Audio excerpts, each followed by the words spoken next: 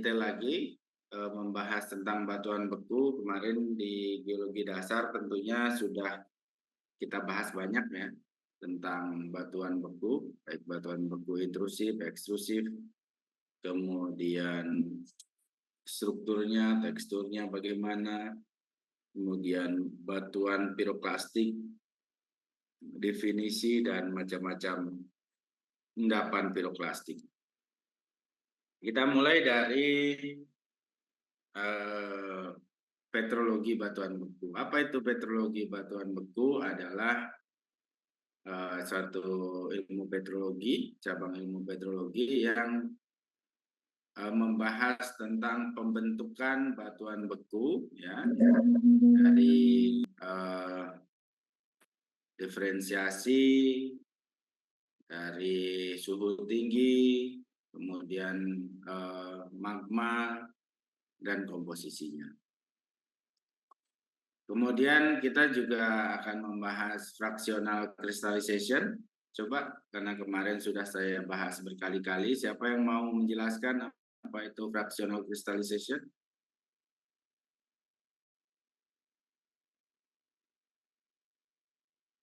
Ayo. Saya, Pak. Ya, silakan. Jadi fractional crystallization itu proses kristalisasi atau dalam proses kristalisasi yaitu pemisahan mineral dari magma selama pendinginan, Pak. Ya, ini siapa? Suaranya. Gatan, Pak. Oh, Gatan ya. Proses pemisahan mineral dari magmanya. Proses pemisahan mineral dari magmanya. Ya, Otman nih biar nggak nguap. Ayo, Otman. Apa itu fractional crystallization?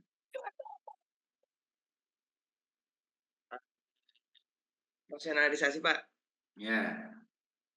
Metode pemurnian zat berdasarkan perbedaan kelarutan. Apa itu? Pemurnian zat apa itu? Zat yang ada di itunya, Pak. Magma. Ya. Jadi fractional crystallization adalah pembentukan kristal, ya, mineral secara bertahap dari magma awal, ya, magma asalnya hingga menjadi magma yang lebih asam. Ya. Jadi umumnya di sini magma ini sifatnya basah atau intermediate kalau dia terbentuk di kontinental, kemudian dia terjadi fractional crystallization. Kalau fractional crystallization yang terbentuk duluan mineral-mineral asam apa basah? Basah dulu, Pak. Ya? Basah dulu, mineral Pak. basah dulu, Pak. Nah, jadi mineral basah dulu. Kalau kita lihat di bawaan reaction series, olivin dulu, kemudian piroksin, biotit, ampibol, biotit, dan seterusnya. Kemudian nanti semakin ke belakang dia akan terbentuk sampai alkali fosfat, muskovit gitu ya, sampai kuarts. Dia akan semakin asam. Nah, nanti kristal-kristal yang terbentuk itu akan tersusun sehingga menjadi kristal settling. Jadi perubahan komposisi magma dari awal ke magma akhir. Baik, kita masuk ke igneous petrology, batuan beku, ya. Jadi ini adalah studi tentang batuan, ya, dan pembekuan dari pembatuan dari magma. Kemudian dari sini igneous petrology ini kita akan mempelajari bagaimana magma itu terbentuk. Ini sudah saya sering singgung ya di semester 1. Kemudian bagaimana magma ini terpengaruh oleh mantel dan batuan kerak yang dia lewati. Yang ketiga, bagaimana terbentuknya mineralogi di magma tersebut, bentuknya mineral dan perubahan magma secara geokimia. Tadi ya, dari asam, basa, kapan dia menjadi asam, kapan dia tetap basa menjadi batuan dan seterusnya. Kemudian bagaimana dia erupsi ya, keluar dari perut bumi gitu ya ke permukaan dan menjadi batuan beku. Nah, ini juga yang kunci-kunci yang kita pelajari di batuan beku adalah bagaimana mengklasifikasikan gitu ya, mengklasifikasikan batuan beku berdasarkan ukuran butirnya. Nah, kemudian magma dapat menjadi bagaimana magma itu menjadi batuan beku ekstrusif dengan pembekuan yang sangat cepat, bagaimana cirinya dan bagaimana dia menjadi batuan intrusif, pembekuannya lambat, bagaimana cirinya. Nah, ini digambar di kiri bawah. Nah, ini udah ada batuan plutonik, ya kira-kira batuan intrusif, kemudian batuan ekstrusif. Itulah yang kita pelajari hari ini. Oke, kita mulai dengan tectonic setting. Jadi ini adalah kunci dari kita memahami suatu batuan beku. Ayo, kira-kira siapa yang mau menjelaskan ini? Jadi batuan apa yang terbentuk di tectonic setting apa? Di sini kita kalau misalnya sering bahas di semester 1 ini kita sebut dengan MOR. Ya. Oke, silakan. Siapa yang mau nyoba, Pak? Saya mau nyoba penjelasan mengenai tectonic setting dan batuan beku apa yang terbentuk. Yang sering kita bahas di semester 1.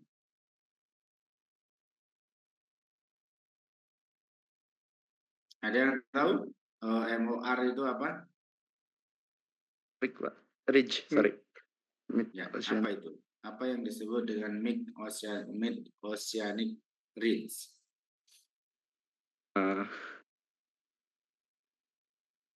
Yuk.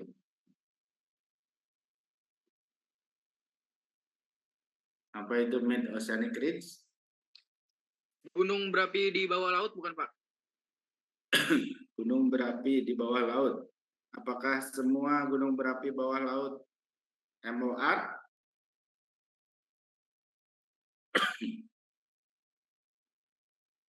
Yuk, apakah semua gunung berapi bawah laut MOR?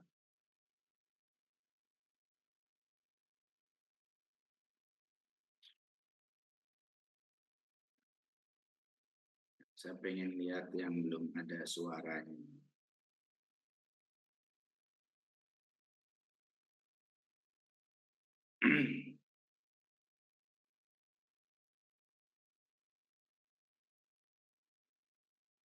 Fajri, Muhammad Fajri Pasha. Iya, Pak. Nah, apa itu MOR? MOR tuh rangkaian pegunungan bawah laut yang terbentuk di sepanjang batas lempeng tektonik, Pak. Gunung api bawah laut yang terbentuk di sepanjang batas lempeng tektonik, gitu ya. Ada lagi? Udah, Pak. Udah ya. Ada lagi yang lain mau menambahkan? Alia? Iya, Pak. Apa MOR? Punggungan tengah samudra yang terbentuk di batas lempeng divergen, Pak. Punggungan tengah samudra yang terbentuk di batas antar lempeng divergen. Ya, jadi MOR adalah ketika ada rekahan tengah samudra, ya. Bahasa Indonesianya rekahan tengah samudra yang terbentuk dari akibat dua lempeng samudra yang saling bergerak menjauh. Ayo, dari gambar ini ada yang menebak kenapa dia bergerak menjauh. Kenapa sih dia bergerak menjauh si lempeng itu? Ngapain sudah benar-benar dekat malah jauh-jauh saling menjauh? Konveksi. Ya,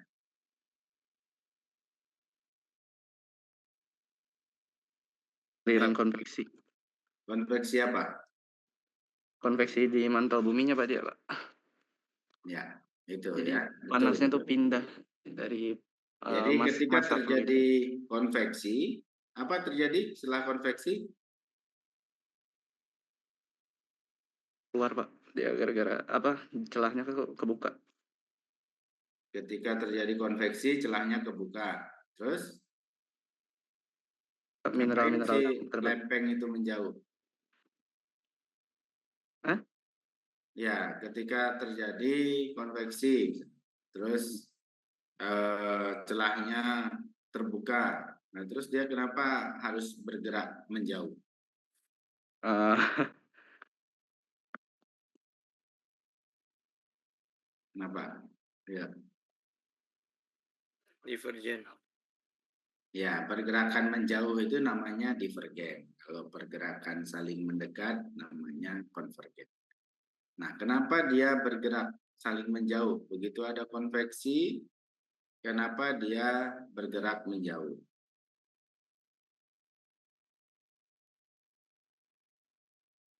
Ya, ayo, tadi udah bagus. Nih, di sini ada konveksi. Dari sini ya, lihat gambar yang muncul. Jadi ada konveksi. Konveksi ini tentunya si mantel. Nah, ini mengalami suatu upwelling ya, peringanan. Kemudian dia naik, kemudian dia menembus litosfer, zona litosfer. Ini akan membentuk si yang menyebabkan dia bergerak menjauh. Nah, itu pertanyaannya, kenapa dia bergeraknya menjauh?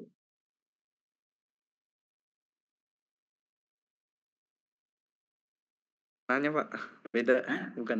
Karena arah tekanannya beda Pak. Arah tekanannya beda. Arah tekanannya dari bawah. Satu aja arah tekanannya. Dari bawah. Kira-kira kenapa dia bergerak menjauh? Kenapa dia di sini nggak jadi gunung aja, nggak usah menjauh, dia jadi gunung? Kenapa kira-kira?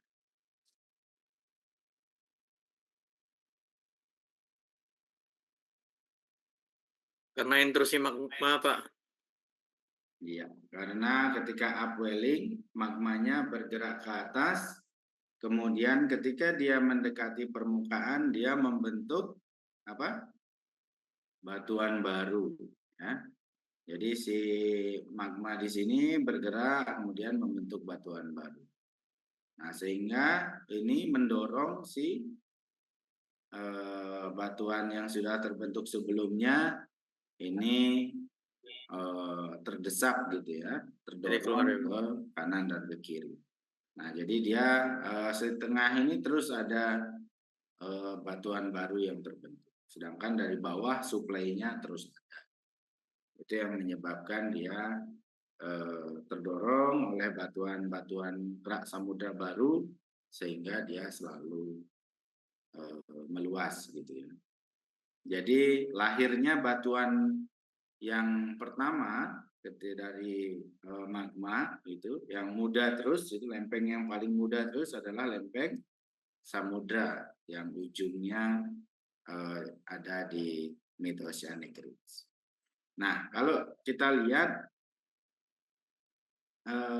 di sini kira-kira yang terbentuk di sini batuannya asam apa basa atau ultra basa? Yang di MOR itu ultra basa, Pak. Ya. Yang di MOR ultra basa. Kenapa? Mengandung silikat Pak. Hah? Karena sedikit silikat Pak. sorry. Sedikit silikat. Kenapa sedikit silikatnya?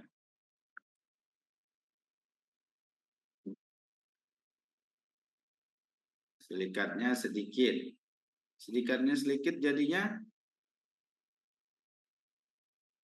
basah. Kenapa dia sedikit silikatnya? Nggak banyak. Benar tadi. Di sini bisa UM atau M.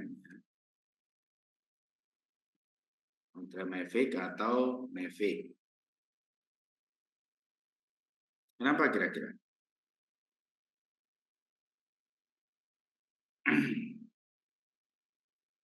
Yuk.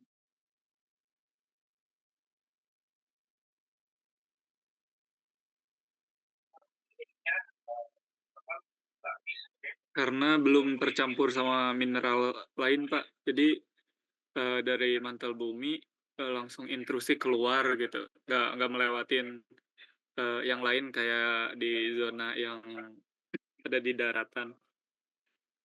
Ada di daratan. Jadi betul ya. Jadi dia ultramafic atau mafic karena komposisinya sama dengan komposisi astenosfer atau mantel ya. Jadi ini masih dianggap murni batuan dari magma dari mantel atas ya. Jadi dia masih yang kita sebut chondrite atau batuan yang murni dari mantel komposisi. Biasanya dia mafic dan ultramafic. Kenapa silikanya rendah? Karena ini memang mantel atas ini komposisinya adalah sama dia larutan magma silikat, tapi dia kaya akan apa? Kaya akan apa?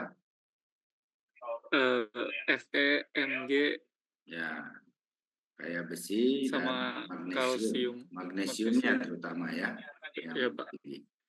Nah, sehingga dia bersifat ultramafic. Jadi nanti kalau dia terbentuk sebagai endapan mineral, nanti dia bawa mineral.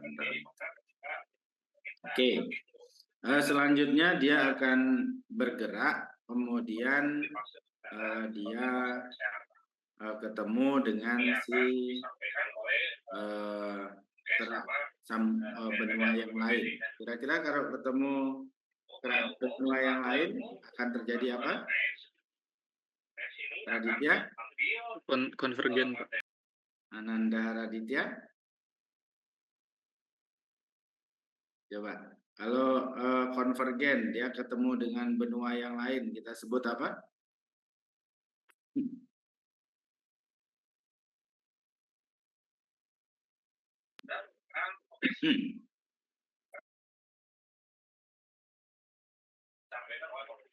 Ketika kerak samudra ketemu dengan kerak benua,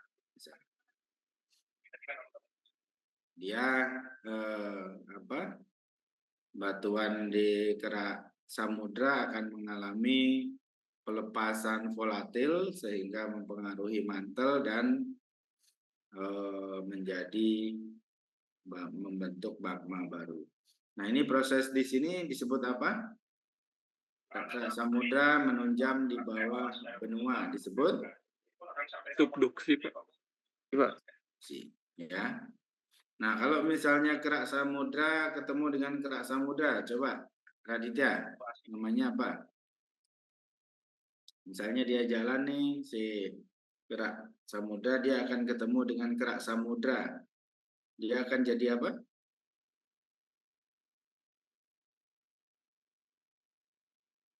Coba Raditya.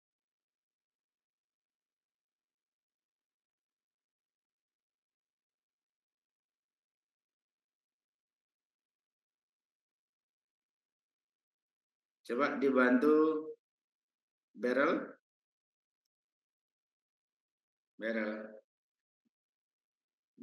Akram. Ada Beryl?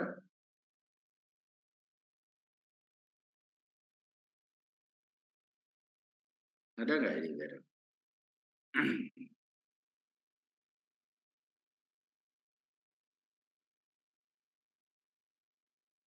Ayo Beryl. Iya Pak, maaf Pak. Kenapa Pak? Ya, kalau misalnya kerak samudra ketemu dengan kerak samudra, apa yang terjadi?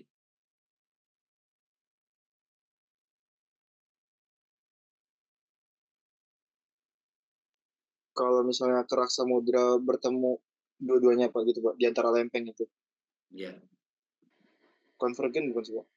Atau bukan? ya, zona namanya konvergen. Tapi apa konvergennya? Kalau tadi kan kalau kerak samudra ketemu kerak benua namanya subduksi.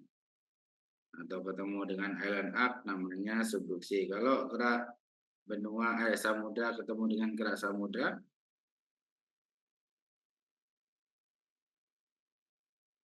apa Akram? Benua sama samudra Pak. Samudra dengan samudra. Oh kalau itu saya kayaknya belum terlalu paham sih Pak. Radit, tahu Radit?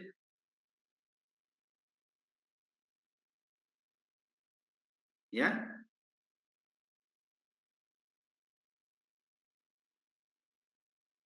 Nah, ini volume saya kekecilan atau suaranya Radit yang kurang bersemangat.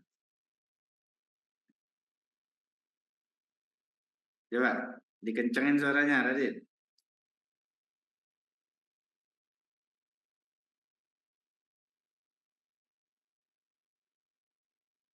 Ya?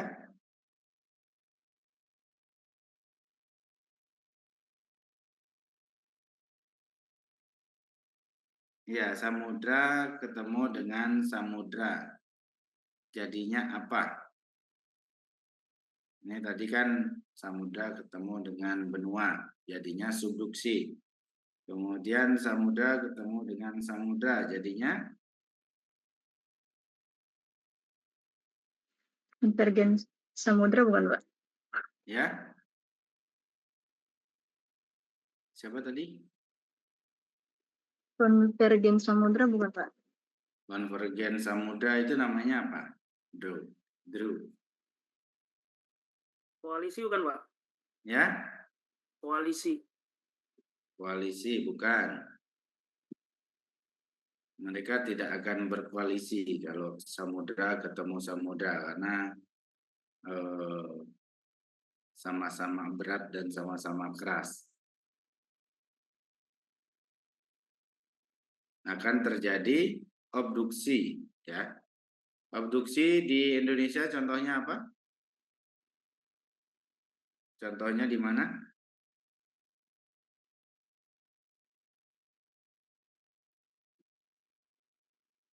Ada yang tahu atau ada yang pernah pergi ke sana?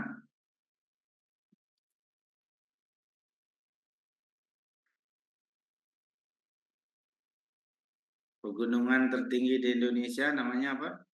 Puncak tertinggi. Jaya Pak. Jaya Pak. Puncaknya namanya apa? Kartens Pak. Pak. Salah satu puncaknya namanya Kartens. Jadi pegunungan Jayawijaya itu bukan gunung api, ya, tapi itu adalah pegunungan hasil obduksi. Pertemuan dua lempeng samudra. Samudra apa? Yang ketemu di Papua? Australia. Samudra apa? Indo-Australia dengan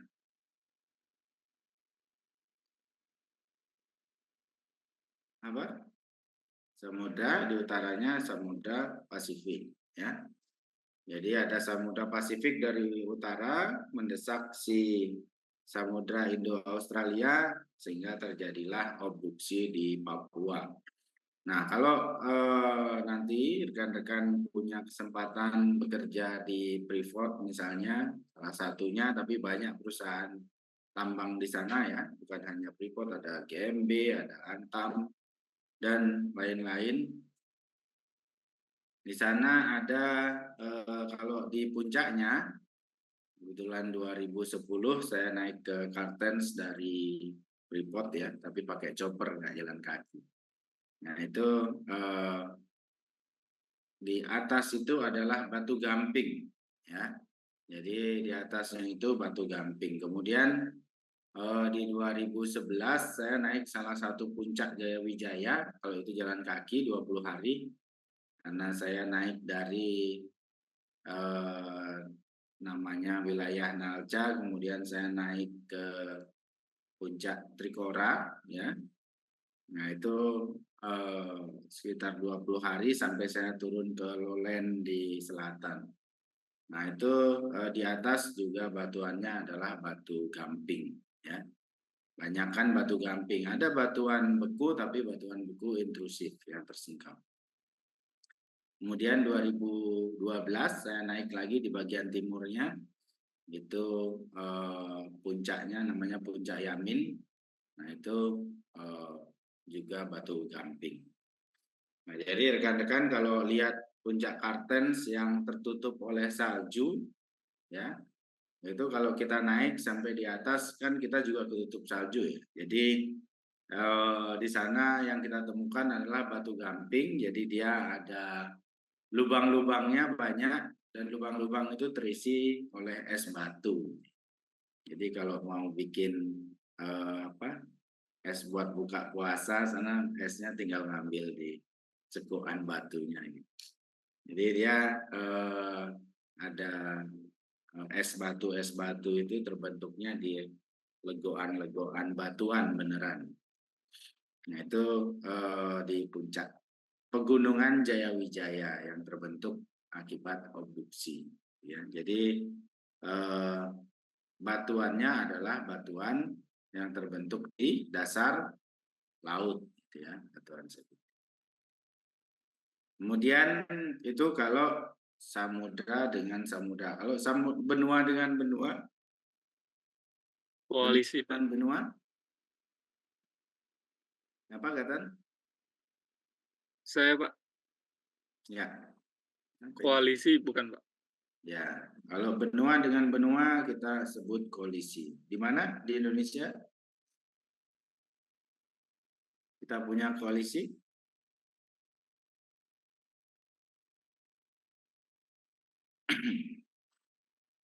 Pulau yang paling atraktif di Indonesia, ya, itu adalah Pulau Sulawesi. Jadi Sulawesi itu terdiri dari beberapa subduksi dan beberapa koalisi, ya. Jadi salah satu koalisinya yang membentuk granit Mamasa itu batuan-batuannya adalah batuan hasil koalisi. Jadi kalau kita ketemu koalisi itu batuannya cenderung batuan asam, ya.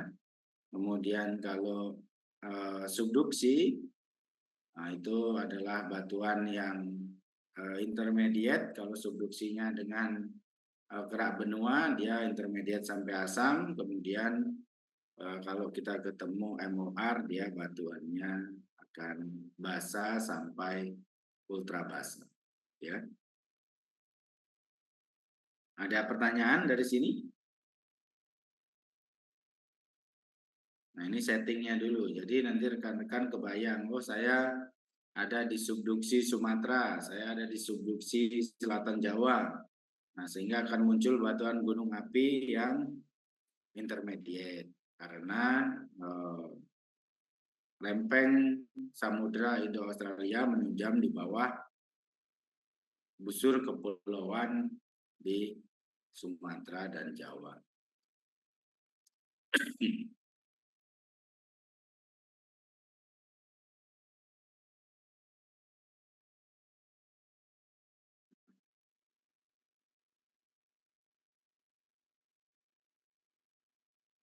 Nah ini adalah bentukan magma. Sebenarnya tadi yang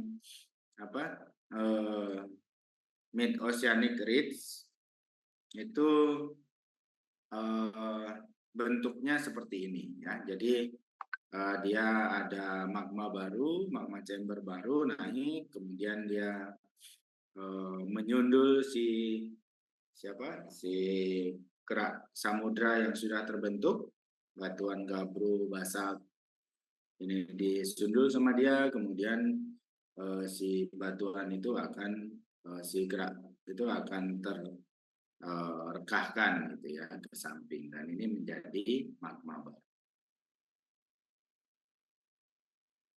Nah, ini adalah tektonik settingnya. Jadi kita punya Pacific Plate gitu ya. Kemudian di sini ada mantle plum. Jadi ini terbentuklah Hawaiian hotspot yang memotong si samudra Pasifik. Ini yang menyebabkan kalau misalnya kita punya magma yang basah atau ultra basah, dia kalau misalnya erupsi dia eksplosif atau efusif. Ada yang tahu eksplosif dan efusif?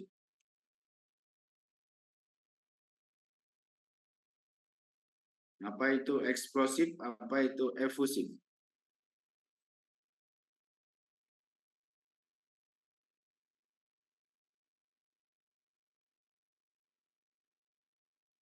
Ayo, Chania?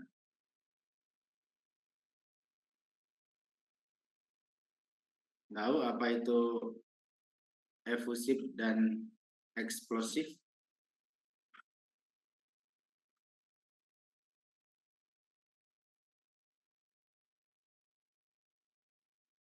Coba Pasha, Chania ada nggak nih Chania?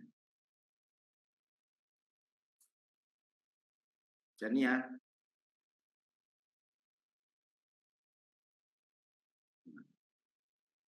Belum persiapan buka puasa kan ya? Chania? Pasha? Fajli Pasha? Iya, Pak. Ya. Pernah dengar eksplosif dan efusif? Kurang familiar sih, Pak, sebenarnya. Ya, pernah dengar tapi ya. Eksplosif dan efusif. Kalau explode itu berarti meledaknya keras gitu ya. Itu eksplosif. Kemudian kalau efusif gimana efusif? Tenang, Pak. Ya. Ledakannya perlahan, Pak. Lebih Nah, tenang, kalau Pak. efusif itu gunung api yang keluar tapi dia tidak meledak. Ya. Jadi keluar meleleh. Mungkin pernah rekan-rekan nonton Tanpa guncangan gitu ya, Pak? Atau gimana? National Geographic gitu ya, pernah nonton nggak? National Geographic tentang Pernah, Pak. atau Tapi itu tentang hewan, tentang Pak. letusan gunung api yang dia keluarnya tapi meleleh aja gitu, sehingga para peneliti bisa nyendok magmanya, magmanya desain apa lava yang keluar. Jadi lava cair ya yang keluar itu disendok sama penelitinya. Nah, disendok kemudian langsung disampling gitu ya. Ketika keluar dengan tanpa rasa takut, bahkan ada orang jadi tempat wisata gitu ya. Lavanya keluar, ditonton aja karena dia pelan-pelan gitu ya, nggak ada ledakan di situ. Nah itu namanya efusif. Ya, dia kalau dia efusif itu magmanya kental apa cair? Cair, Pak. Cair apa kental? Cair, Pak. Cair. Kalau eksplosif? Kental mana? Kental, Pak. Kental. Kental, Pak. Kental ya. Jadi kalau eksplosif itu magmanya lebih kental daripada efusif. Nah itu dia akan kalau efusif itu mengalir, kemudian kalau eksplosif itu meledak. Oke, kita balik ke tektonik setting tadi. Kalau misalnya dia di rekahan tengah samudra, misalnya seperti ini namanya di samudra, kerak samudra dia terdapat hotspot. Dia akan menghasilkan magma yang eksplosif apa efusif? Efusif, Pak. Ya, Efusif, Pak. efusif ya. Dia akan menghasilkan magma efusif yang bersifat basah atau ultra basah.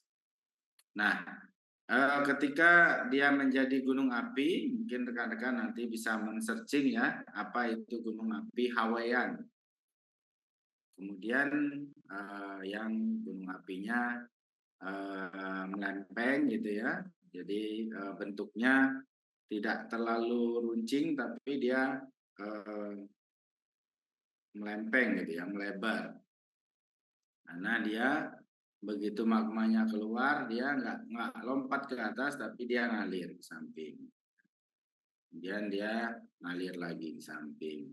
Nah, jadi dia bentuknya nanti melebar, ya, jadi tidak runcing. Nah, berbeda dengan kita di Indonesia yang sebagian besar adalah subduksi, ya.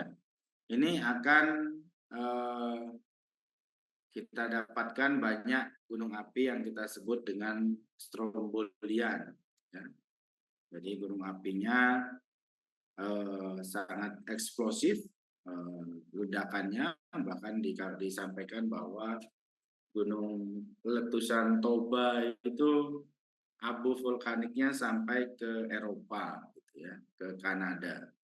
Bahkan di Krakatau letusannya yang terbaru 1883 itu juga menutupi hampir 3/4 dunia, gitu ya. Jadi abunya itu hampir terdapat di 3/4 belahan dunia. Kemudian letusan terakhir Sinabung, ya, Sinabung baru-baru ini ya, mungkin 10 atau 8 tahun yang lalu, bahkan sampai sekarang itu juga abu vulkaniknya tersebar sampai di mana. Bahkan Gunung Kelut yang kecil sekali di Jawa Timur itu melontarkan abu sampai ke Jawa Barat. Itu yang kita sebut dengan eksplosif. Jadi semakin asam batuan, maka letusannya akan semakin eksplosif karena dia akan semakin kental magma dan lavanya, ya. Oke. Jadi ini adalah hasilnya, ya, ketika rekan-rekan mendapatkan batuan, ketika ada batuan yang plutonik gitu, dia akan mendinginnya secara pelan dan kristalnya akan besar-besar. Sedangkan kalau batuan vulkanik, dia mendinginnya cepat, kristalnya juga kecil-kecil atau halus gitu ya. Nah, kita lanjut dulu ke nanti kita lihat komposisinya ya. Jadi dan nanti mineral yang penyusunnya itu apa. Oke, kita mulai dari yang batuan tadi ini ekstrusif dan intrusif ya, sudah kita bahas. Jadi kalau dari dapur magma, nah ini sampai ke sini, ya, ini kita sebut intrusif. Kemudian ketika dia sudah explode, nah ini kita sebut ekstrusif atau keluar batuan yang hasil ledakan. Nah, selanjutnya kita akan bahas batuan intrusi, ya. Kemudian di dalam batuan juga ada istilah oversaturated silika dan undersaturated silika. Ada yang pernah dengar? Atau sudah pernah memegang batuan undersaturated dan oversaturated? Apa itu pengertian saturated? Kalau yang undersaturated dia warnanya lebih pudar ya Pak? Warna. Terus kira-kira apa pengertiannya dulu? Oversaturated itu apa? Kalau kita waktu COVID kan diminta mengukur oksigen terus, oh ini saturasi oksigennya bagus. Ini saturasi oksigennya kurang bagus. Sekarang coba ada silika saturated itu seperti apa? Kandungan silika bukan sih, Pak? Ya, kandungan silika disebut saturated itu ketika apa? Kemudian oversaturated itu kira-kira seperti apa? Kalau saturated jumlahnya cukup, Pak. Kalau oversaturated jumlahnya banyak, kalau undersaturated itu jumlahnya sedikit, Pak. Ya, sedikit untuk apa? Untuk kandungan silikanya, Pak. Ya, sedikit. Misalnya sedikit ada yang kalau kita secara geokimia SI-nya 45 atau 45%, itu saturated atau undersaturated?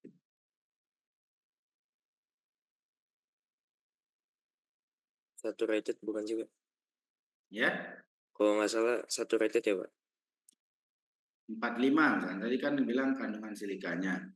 Kalau misalnya silikanya 80 atau 60 deh, 60. Itu saturated atau undersaturated? Tadi kan dibilang silika ya. Silikanya banyak, cukup gitu. Cukupnya untuk apa kira-kira?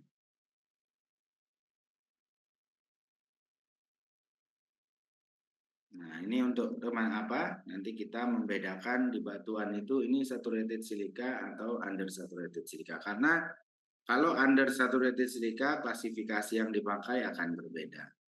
Kalau saturated silika klasifikasi yang dipakai akan berbeda, ya. Jadi saturated itu isinya apa? Kira-kira. Yang dimaksud kandungan silika less SI. Less SI ini less SI apa? Sufficient SI maksudnya apa? Apakah misalnya semua yang SI-nya 45 itu saturated, undersaturated? Apakah semua yang SI-nya 60 itu saturated? Kira-kira apa pengertiannya?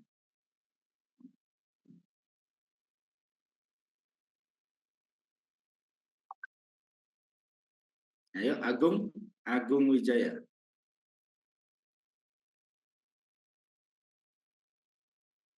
Pak, bentar Pak, saya lagi ngambil paket. Loh, ngambil paket.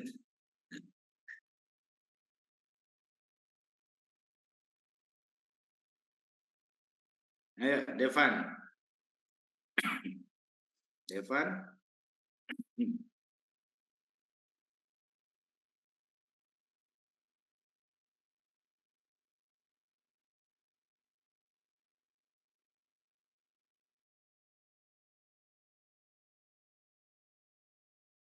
Ayo, siapa yang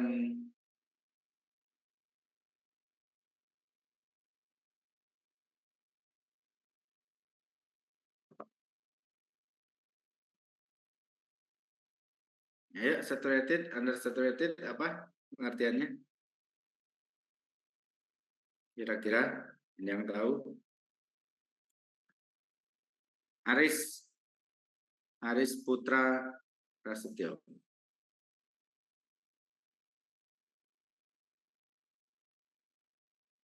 Mana Aris? Lagi nemenin ngambil paket.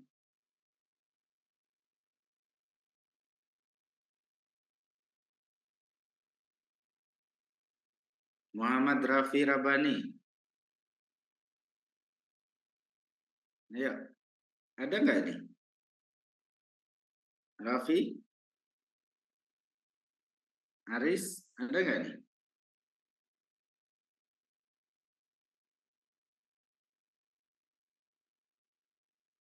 Izin Pak. Jadi saturated itu kecukupan untuk membuat kuarsa ya Pak, membentuk kuarsa. Nah, tepat ya, itu ya. Jadi namanya saturated silika itu adalah kecukupan untuk membentuk mineral kuarsa ya. Misalnya kita punya basalt, ya. Ketika kita punya basalt atau gabbro, nah itu tentu silikanya akan sedikit. Tapi ketika kita analisis mineralogi, ada kuarsanya, tapi sedikit. Ada kuarsanya, misalnya kuarsanya hanya 3%. Tapi ada kuarsanya, itu namanya masih saturated silika. Ketika kita punya batuan, misalnya kita sebut phonolite, dia Si-nya 50%, tapi kuarsanya 0%, tidak ada kuarsa kita temukan. Nah, itu berarti dia undersaturated silika. Ini yang kita pakai patokan nanti ya. Ada atau tidaknya kuarsa, itu kita patokan untuk memilih klasifikasi yang akan kita gunakan. Kemudian kalau oversaturated, isinya itu cuma feldspar, muscovite, kuarsa, isinya itu semua. Nah, itu berarti oversaturated silikanya. Gitu ya. Jadi oversaturated ya berlebih silikanya dan mampu membuat banyak sekali kuarsa. Jadi komposisinya didominasi oleh kuarsa. Kalau saturated aja dia bisa dari sedikit sampai mungkin sekitar 5% bisa, dari 5% sampai mungkin 70% kuarsa itu saturated.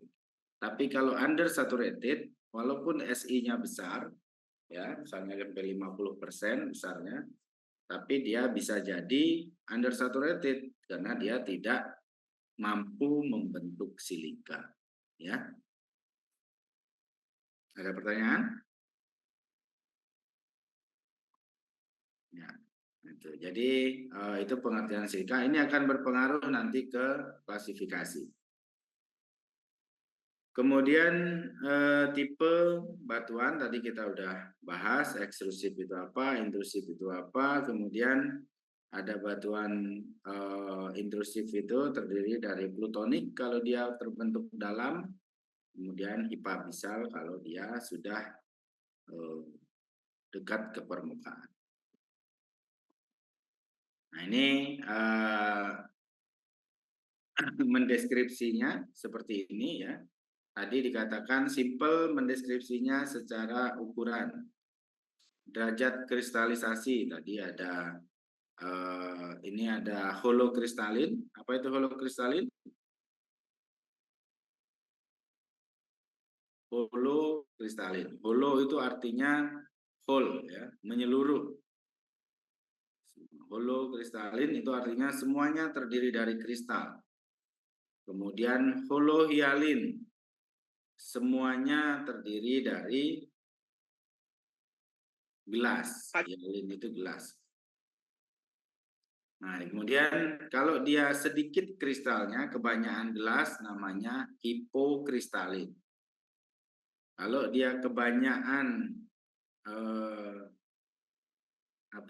kebanyakan kristalnya, tapi ada gelasnya di sana, namanya hipohialin. Jadi susunannya holokristalin, hipohialin, hipokristalin, dan holohialin. Ya, itu yang kemudian dari ukuran butir, ini cara mendeskripsi nanti ya. Dari ukuran butir, kemudian ada paneritik ya, ada paneritik, kemudian semuanya terdiri dari kristal ya, yang bisa dilihat dengan mata telanjang. Kemudian kristal itu kalau bisa kita lihat semua ada kristal kasar, medium, halus. Kemudian kalau misalnya tidak bisa kita lihat dengan mata telanjang, namanya afanitik, ya. Jadi kecil sekali kristalnya. Misalnya batuan-batuan ekstrusif itu umumnya afanitik. Jadi mendeskripsinya begitu. Kemudian setelah grain size ada bentuknya, bentuk kristal seperti apa, apakah masih angular atau apakah masih euhedral atau anhedral, dia apakah masih utuh bentuk kristalnya atau sudah ada kerusakan dan seterusnya. Kemudian mutual relation between grain, apakah dia interlocking, apa dia lepas gitu ya. Itu yang kita sebut, apa yang kita deskripsikan. Nah, kemudian selanjutnya tekstur, ada beberapa tekstur, misalnya vesicular tekstur. Kira-kira ini foto apa? Batu apa? Karena ini bulan puasa, jangan bilang ini foto bolu, Pak. Kira-kira ini foto apa? Apung bukan, Pak? Ya, batu apung ya, atau pumice. Nah, ini vesicular tekstur. Kemudian ini vesicular tekstur yang lain. Jadi kalau sudah kita lihat vesicular, nah ini berarti dia adalah batuan vulkanik yang eksplosif. Ada flow structure. Nah, ini macam-macam strukturnya. Ada flow structure, ada reaction rim. Reaction rim itu kalau di luarnya berbeda dengan di dalamnya. Kemudian senolit. Ada yang tahu senolit apa?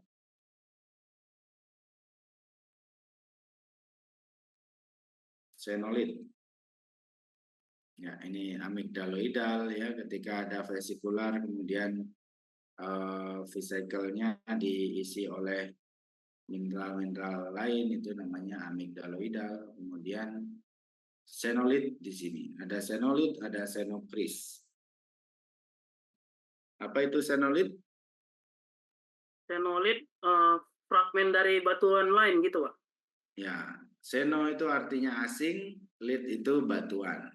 Ya, jadi ketika kita punya batuan vulkanik, tapi ada batuan lain di sana.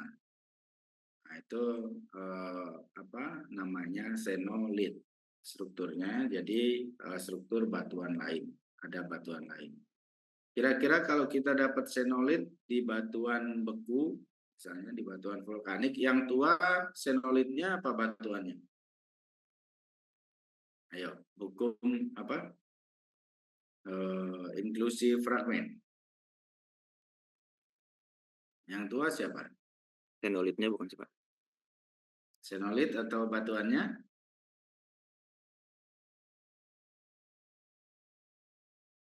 Yuk, Asgar tadi udah jawab. Senolitnya, Pak, yang di dalamnya, Pak. Ya, yang lebih tua senolitnya. Jadi dia batuan yang masih sudah dikungkung oleh magma, dia nggak habis. Ketika menjadi lava misalnya, dia masih berupa batuan. Itu senolit. Kemudian tadi kalau amigdaloidal, kira-kira pengisinya lebih muda apa lebih tua?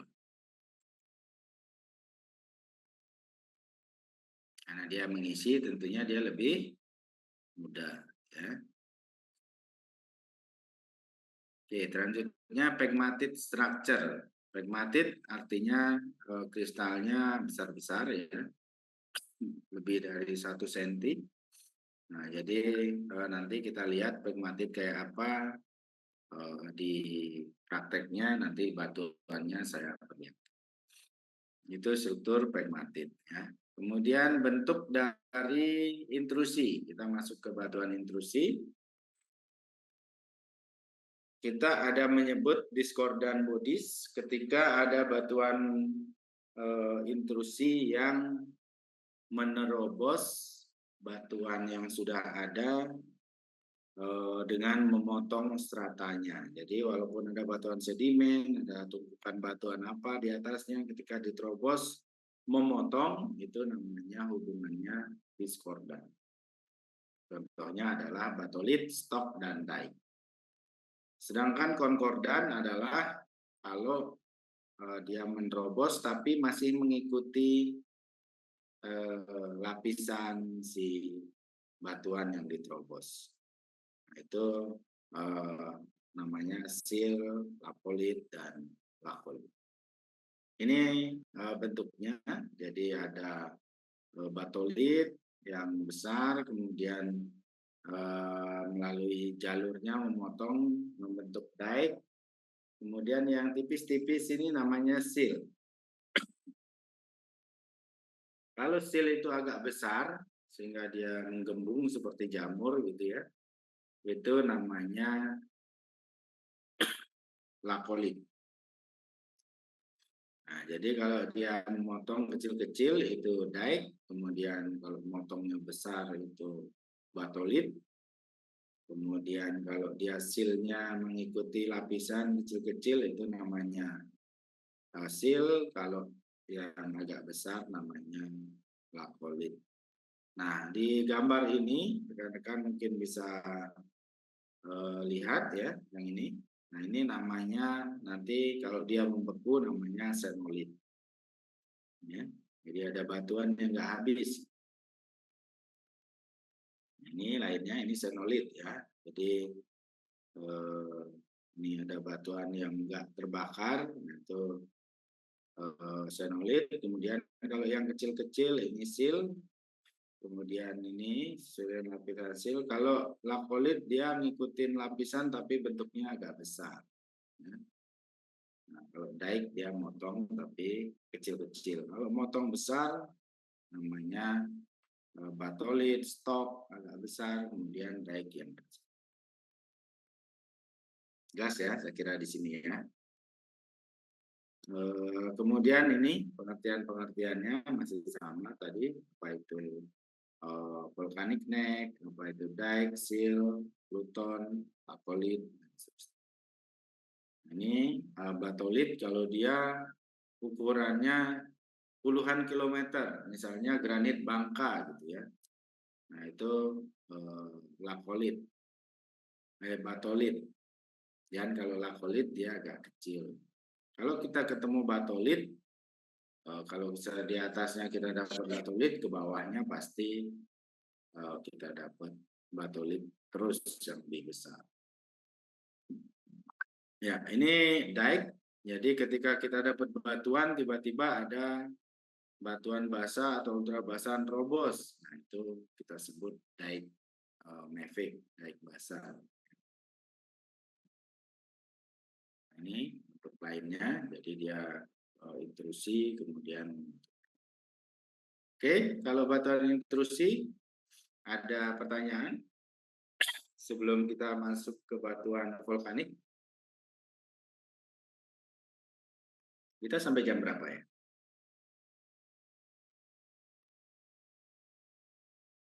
Sampai jam berapa? 14.40 ya?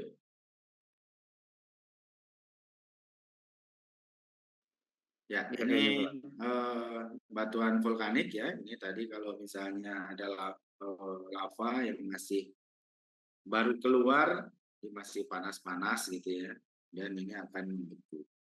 Nah, ini batuan vulkanik. Ini ada riolit, kemudian basalt, andesit gitu ya, dan dasit dan komposisinya. Nah, ini pembentukannya. Ini klasifikasinya. Jadi kita kemarin di geologi dasar sudah dapat ya. Jadi kalau ultramafic ini kira-kira batuan apa yang berbutir kasar ya. Mafic ini peridotit, kemudian ultramafic itu peridotit, kemudian mafic itu gabbro, intermediate-nya diorit, felsic-nya granit. Kemudian kalau dia batuan vulkanik, di sini sebenarnya ada komatite, ya. Kemudian basalt, andesit, riolit. Kemudian kalau dia 100% gelas vulkanik, umumnya adalah batuan felsic yang bisa membentuk vulkanik karena dia letusan ya. Itu dia membentuk obsidian. Nah, kemudian kalau dia terdiri dari gelas yang ringan, dia bisa skoria. pumais, ya. Kemudian tuf kalau dia memang totally pyroclastic. Kemudian klasifikasi, nah ini yang saya sebut tadi, kalau misalnya kita punya saturated silika, ya, nah ini kita menggunakan ini QAP, ya, kuarsa, alkali feldspar, dan plagioklas. Nah, jadi kita nanti akan punya granit, kemudian punya alkali feldspar granit, kemudian punya tonalite, punya granodiorit, dan quartz cyanide, quartz monzonite, quartz monzodiorit, ya, kemudian cyanide, monzonite, monzodiorit. Kalau kuarsanya sudah kurang dari 10%, dan dominannya adalah alkali feldspar atau plagioklas, maka dia kalau alkali feldspar namanya cyanide. Kemudian kalau dia sedang-sedang, kuarsanya sedikit tapi ada 50% alkali feldspar, 50% plagioklas, itu namanya monzonite. Kalau lebih banyak plagioklasnya namanya monzodiorit. Nah, ini kalau untuk mafic plutonik, nah, ini dipakai yang di bawah. Secara umum klasifikasinya ini untuk semua batuan beku. Tadi saya sampaikan kalau kita punya saturated silika artinya kita bermain di QAP. Ya.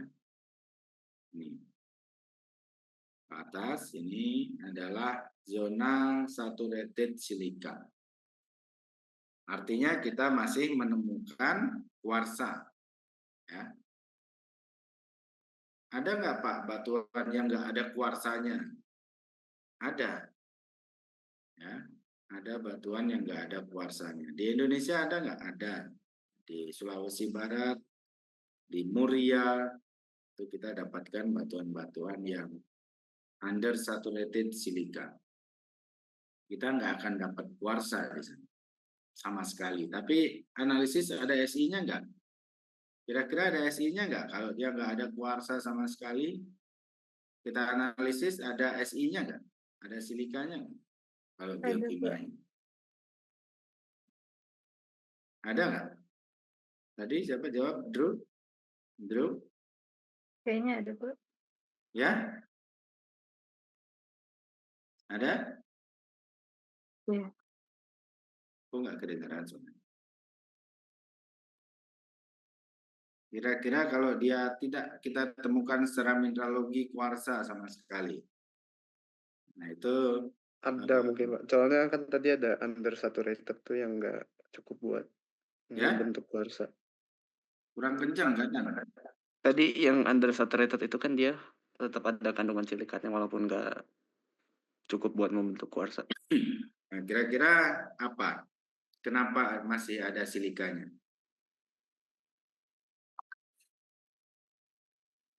Atau mungkin karena derajat SiO2 juga bisa ditentukan sebagai, mungkin karena semua batuan beku mengandung SiO2 gitu. Jadi dia emang kalau SiO2 kuarsa selalu ada di batuan. Kalau SiO2 berarti dapat kandungan silikat Pak. Ya? Silikat Pak, bukan silikat oxide, sorry. Ya, kandungan silikanya semua. Olivin ada silikanya? Ada ya. Olivin, piroksen, ampibol, kemudian semua plagioklas, itu semua ada silikanya ya. Dia selalu Si berapa di belakangnya. Ini mineral silikat semua itu. Jadi kita akan selalu mendapatkan silika, tapi tidak akan mendapatkan kuarsa.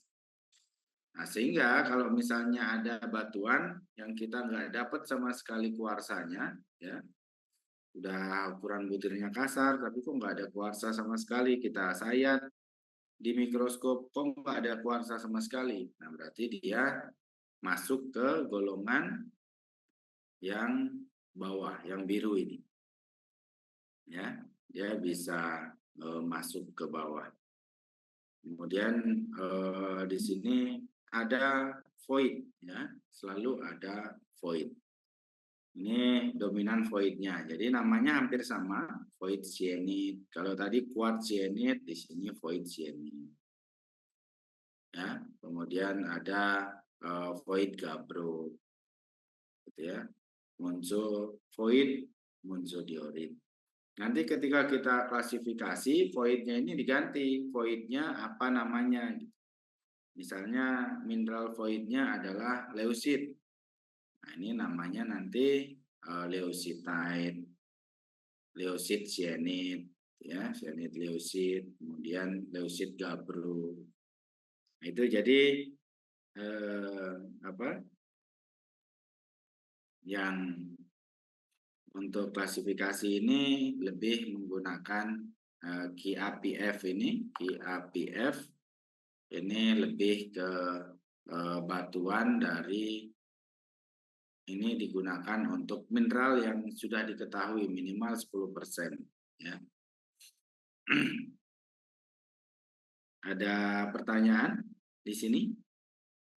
Jadi ini agak lebih detail ya klasifikasinya daripada kemarin. Jadi kalau kemarin kita hanya dari geokimia saja tadi, yang geokimia saja atau kuarsa melihat semuanya saturated.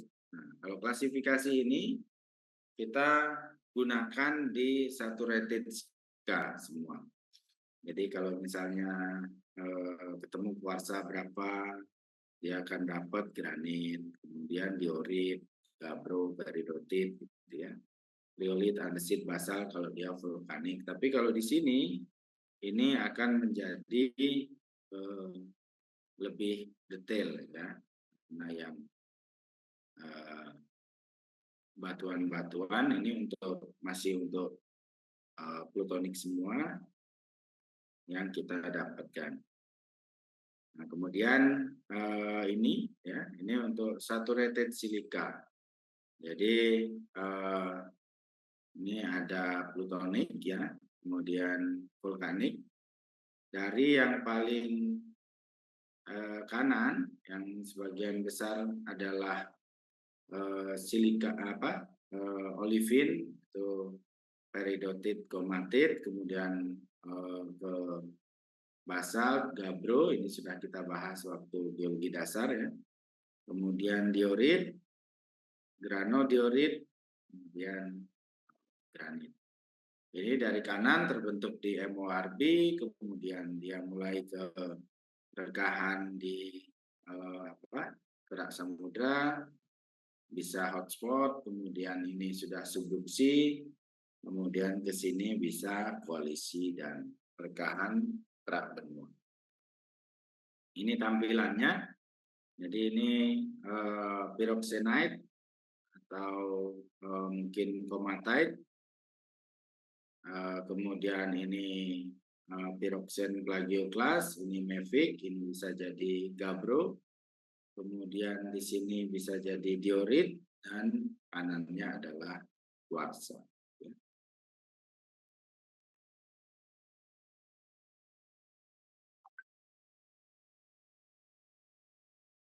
Ya, ini klasifikasi QAPF tadi. Jadi kita dapat alkali granit, kemudian granit di atasnya, kemudian kalau banyak voidnya tadi dia voided. Ini yang klasifikasi segi 4 tadi tapi disederhanakan. Nah, ini untuk QAPF kimia, kita ada geokimia, ini ada batuan vulkanik ya, klasifikasi batuan vulkanik. Ini khusus batuan vulkanik ya, dari riolit sampai basalt. Kalau dia ini namanya mineral pembentuk void ya. Si unsur pembentuk void itu adalah Na dan K. Kemudian ini SiO2-nya. Tadi saya sampaikan, kalau misalnya dia semakin tinggi Na dan K-nya, kalau misalnya dia walaupun agak tinggi K-nya, SiO2-nya, ya, Si-nya tinggi, dia tidak akan membentuk kuarsa. Ya, segini batasnya, tengah ini. Nah, jadi ketika semakin tinggi si Na2O dan K2O, maka walaupun silikanya naik, dia tidak akan ada kuarsa. Misalnya ponolit, kita dapat di ponolit, tapi silikanya kita analisis 60%. Tapi di ponolit ini, kita tidak akan mendapatkan kuarsa. Ya. Repriponolit juga. Sampai di sini nepelin, nah ini kita juga tidak akan mendapatkan kuarsa. Tapi kalau yang ini ke bawah, kita akan ketemu kuarsa. Kenapa klasifikasi batuan vulkanik lebih cenderung menggunakan geokimia? Karena kita sulit melihat mineralnya, ya. Jadi untuk memperhatikan mineral satu persatu karena dia fine grain itu agak sulit, sehingga kita sering lebih bersandar pada geokimia untuk klasifikasi. Ada pertanyaan? Nanti kita ulang lagi bahas di sini. Waktunya sudah agak mepet ya. Ini perlu. Saya Pak izin bertanya Pak. Silakan. Untuk yang intrusi itu Pak, misalnya kalau intrusinya terjadi di kayak zona koalisi yang membentuk batuan asam. Nah, apakah mungkin si intrusinya itu jadi membentuk batuan baku Pak? Batuan basah Pak? Kalau di zona koalisi, ketika dia terjadi koalisi, dia tidak mungkin terbentuk batuan basah. Kecuali ini ada misalnya di zona koalisi itu, tapi ada namanya sesar dalam, ya. Jadi sesar dalam yang nembus sampai ke bawah kerak benua gitu. Nah, itu bisa terjadi batuan basah. Ya. Jadi biasanya batuan basahnya dia ada kitik namanya. Kalau struktur ada kitik itu dia mengintrusi batuan asam. Tapi hasil koalisi sendiri itu sangat jarang atau mungkin tidak mungkin membentuk batuan basah.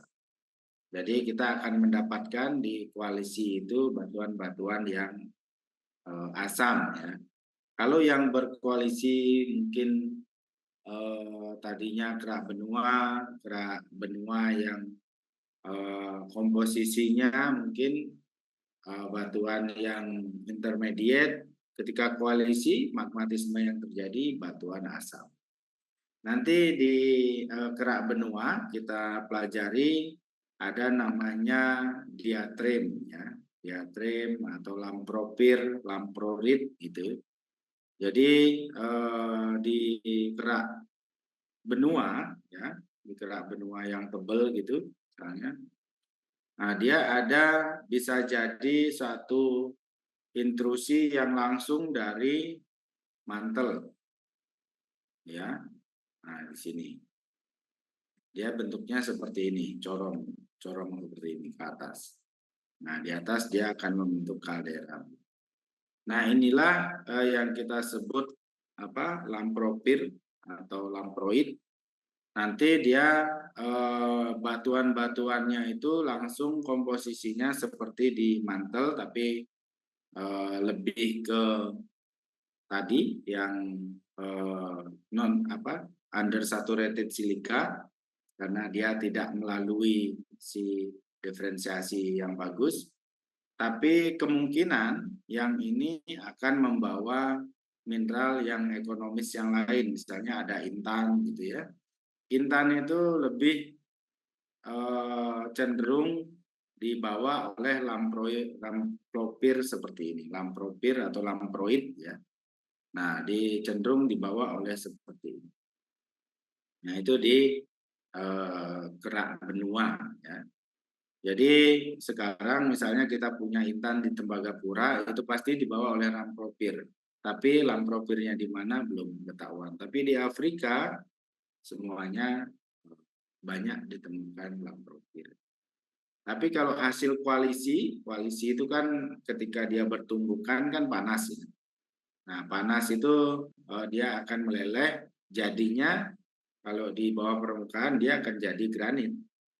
Namanya granit tipe M atau granit tipe S ya. Kita pelajari lebih lanjut. Gitu? Baik, Pak. Terima kasih, Pak. Ya. Ada lagi?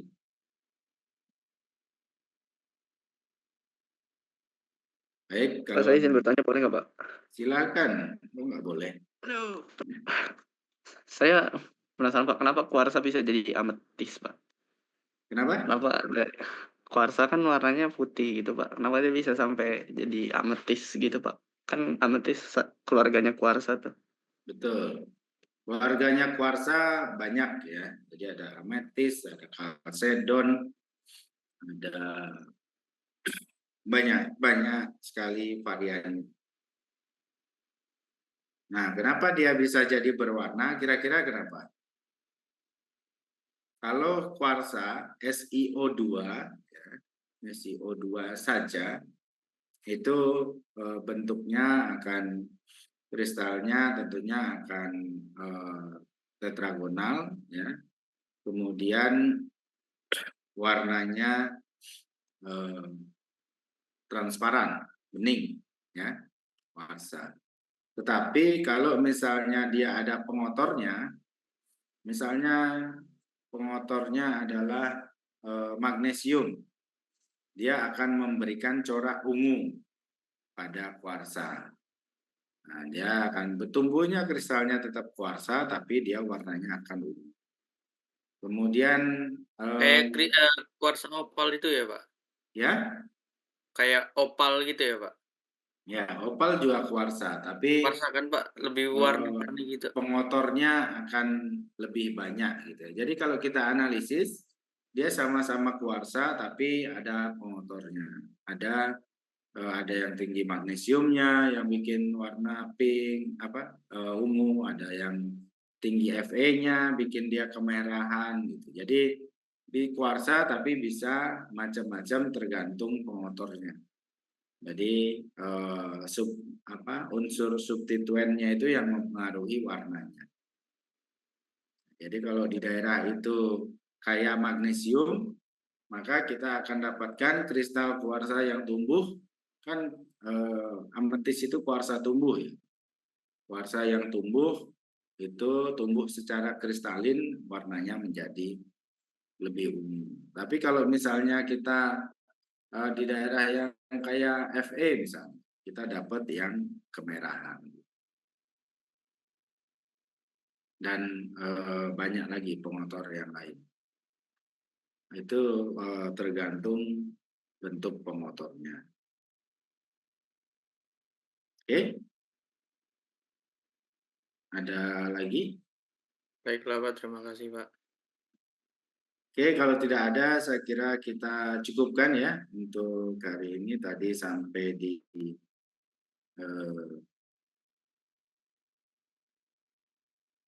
klasifikasi batuan vulkanik. Nah, ini nanti kita lihat bagaimana bentuk batuan ya di praktikum, mana itu peridotite, mana itu gabbro, mana itu basak, mana itu skoria, pumice, tuff, obsidian, apanitik. Nanti kita rekan-rekan harapannya ketemu batu di jalan tahu itu namanya apa ya. Oke, saya kira kelas ini sudah cukup interaktif dan mudah-mudahan dimengerti ya, karena kelas C itu agak sulit saya nggak bisa mendrive agak cepat karena basicnya mungkin agak berbeda dengan rekan-rekan di kelas B dan kelas A, masih agak jauh, jadi hampir ketinggalan separuh baru 3 pertemuan. Mudah-mudahan mereka bisa mengejar. Baik, saya kira kita cukupkan ya, sekian kuliah pada siang hari ini. Saya harapkan lebih banyak diskusi ya, walaupun kita via online, jangan sampai buka Zoom terus ditinggalkan, karena ini untuk rekan-rekan juga ya, dan untuk saya. Untuk selanjutnya minggu depan udah mulai libur ya? Sepertinya iya sih Pak, Iya, iya, tapi Pak. kurang tahu Pak. Untuk minggu depan kayaknya udah nggak boleh ada perkuliahan. Jadi kita ketemu mungkin nanti di kuliah praktikum ya. Sekali lagi. Ya, sampai ketemu di kuliah praktikum. Nanti untuk praktek yang sebenarnya kita mudah-mudahan habis Lebaran kita bisa offline. Saya harapkan teman-teman segera nggak berlama-lama di kampung, karena ini sudah 1 bulan perkuliahan di kampung. Nanti habis Lebaran masih lama-lama lagi di kampung, nanti saya khawatir basic mineralogi petrologinya nggak begitu kuat. Kemudian satu lagi mungkin saya belum dapat kabar yang pasti dari Prodi ya. Saya sangat berharap rekan-rekan bisa ke lapangan seperti angkatan sebelumnya, karena lapangan ini adalah haknya mahasiswa. Ya. Kuliah lapangan ini bukan kewajiban, tapi haknya mahasiswa. Sehingga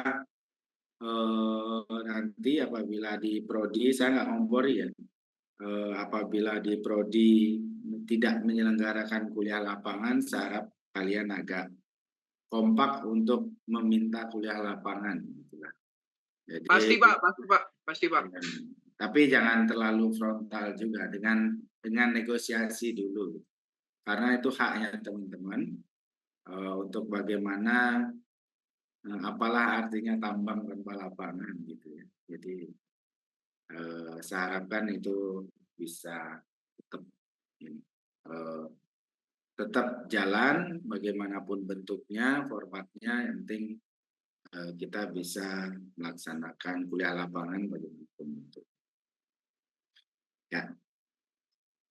Baik, saya kira itu dulu kuliah untuk siang sampai sore hari ini. Terima kasih atas perhatiannya. Saya akhiri. Udah semua ngisi presensi ya? Davan udah belum? Sudah Pak. Sudah Pak, Sudah Pak. Masih nyetir tadi. Baik, terima kasih atas perhatiannya. Sehat selalu. Wassalamualaikum warahmatullahi wabarakatuh. Waalaikumsalam warahmatullahi wabarakatuh. Terima kasih Pak. Terima kasih Pak. Terima kasih.